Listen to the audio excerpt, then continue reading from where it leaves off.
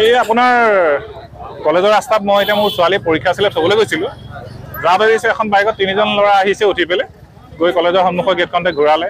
মই যে কিবা কাৰণত আহিছে 3জন গৈছে সেইটোতো এটা মানে আইনমতে অপৰাধেই হয়। তাৰপৰা ঘূৰাইলে সিহঁতি ক'লে কলেজৰ পৰীক্ষা চলি আছিলে, ল'ৰা ছোৱালীখিনি ওলাই আহিছে, ৰাস্তাটো ভিৰ হৈ আছে, আমিয়ে যাওঁতে অলপ অসুবিধা হৈছে। তাতে এতিয়া বাইকখনৰ এইবোৰ চাউণ্ড কিবা ঢাপ ঢাপকৈ গুলি ফুটাইছে, ফুটাই মেলি অখাই পকাই আহিছে। অহাৰ কাৰণে মই আহি তিনিআলি সিহঁতক ৰখাই পেলাই সুধিলোঁ, সোধাৰ কাৰণে সিহঁতি আকৌ মানে উভতি আমাকে ধৰিছে।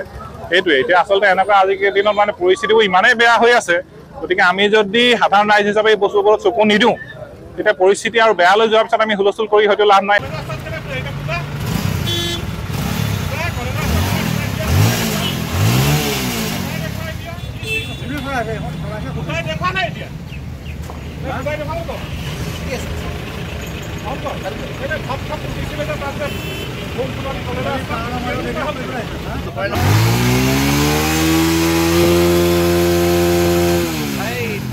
এই আপোনাৰ কলেজৰ ৰাস্তাত মই এতিয়া মোৰ ছোৱালী পৰীক্ষা আছিলে থবলৈ গৈছিলোঁ।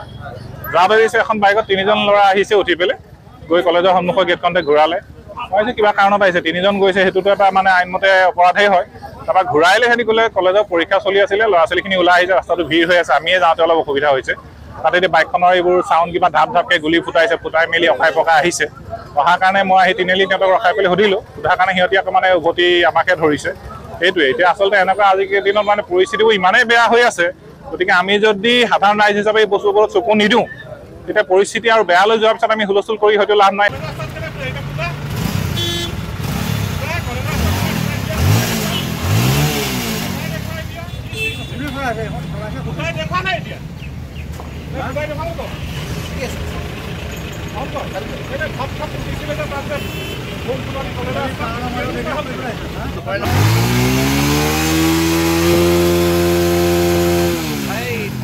এই আপোনাৰ কলেজৰ ৰাস্তাত মই এতিয়া মোৰ ছোৱালী পৰীক্ষা আছিলে থবলৈ গৈছিলোঁ।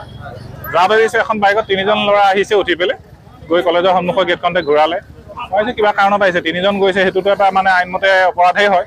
তাৰপৰা ঘূৰাইলে সিহঁতি ক'লে কলেজৰ পৰীক্ষা চলি আছিলে, ল'ৰা ছোৱালীখিনি ওলাই আহিছে, ৰাস্তাটো ভিৰ হৈ আছে, আমিয়ে যাওঁতে অলপ অসুবিধা হৈছে। তাতে এতিয়া বাইকখনৰ এইবোৰ চাউণ্ড কিবা ঢাপ ঢাপকৈ গুলি ফুটাইছে, ফুটাই মেলি অখাই পকাই আহিছে। অহাৰ কাৰণে মই আহি তিনিআলি সিহঁতক ৰখাই পেলাই সুধিলোঁ, সোধাৰ কাৰণে সিহঁতি আকৌ মানে উভতি আমাকে ধৰিছে। সেইটোৱে এতিয়া আচলতে এনেকুৱা আজিৰ দিনত মানে পৰিস্থিতিবোৰ ইমানেই বেয়া হৈ আছে, গতিকে আমি যদি সাধাৰণ ৰাইজ হিচাপে এই বস্তুবোৰত চকু নিদিওঁ তেতিয়া পৰিস্থিতি আৰু বেয়া লৈ যোৱাৰ পিছত আমি হুলস্থুল কৰি হয়তো লাভ নাই।